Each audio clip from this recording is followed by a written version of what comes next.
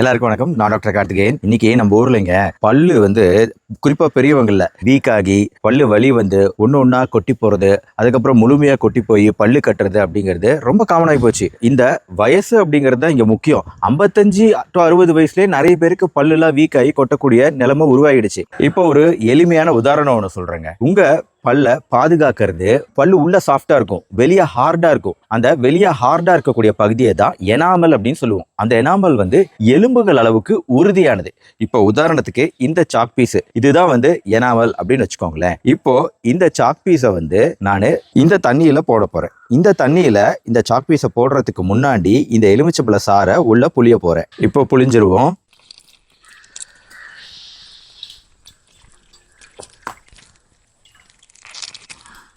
Okay, இதுலயே நிறைய சாறு உள்ள இறங்கிருச்சு. இப்போ இந்த எலுமிச்சம்பழத்துல என்ன இருக்கு? சிட்ரிக் ஆசிட் இருக்கு இல்லையா, ஆசிட். இந்த சிட்ரிக் ஆசிட் உள்ள இந்த எலுமிச்சம்பழம் தண்ணீருக்குள்ளார இப்ப நான் என்ன பண்ண போறேன்னா இந்த சாக் பீஸை போட போறேன். இந்த சாக் பீஸை போட்ட உடனே எப்படி பபுள்ஸ் வருது பாருங்க, எப்படி இந்த சாக் பீஸ் கரையுது பாருங்க. நல்லா கரையுதுங்களா? சரிங்களா?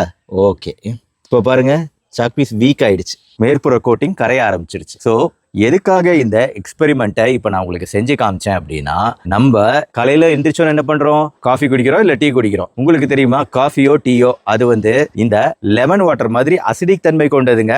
அதோட pH 5.5 தான். டீயோ காஃபியோ நல்லா சூடா வேற குடிச்சிடறோம். குடிச்ச பின்னாடி நம்ம என்ன பண்றோம்? பிரஷ் பண்றோம். அப்படி சூடா பெட் காஃபி குடிச்சிட்டு நல்லா என்ஜாய் பண்ணிட்டு அதுக்கப்புறம் பிரஷிங் பண்ண வந்தீங்கன்னா உங்க எனாமல் சாஃப்டா இருக்கும். அந்த அசிடிக் தன்மையினால, காஃபியோட அசிடிக் தன்மையினால பல்லோட மேற்புறம் சாஃப்ட் ஆகியிருக்கும். அப்படி சாஃப்டான பல்லு மேல நீங்க பிரஷ் பண்ணீங்கன்னா பல்லும் டேமேஜ் தான் ஆகும். காலையில தமிழ்நாட்டுல நம்ம இந்த பிரஷ் பண்ணிட்டோமே டாக்டர் எல்லாம் சரியா போயிடும், பிரஷ் பண்றதுனால சரியா வந்துடும் அப்படின்னு நினைக்கிறீங்க.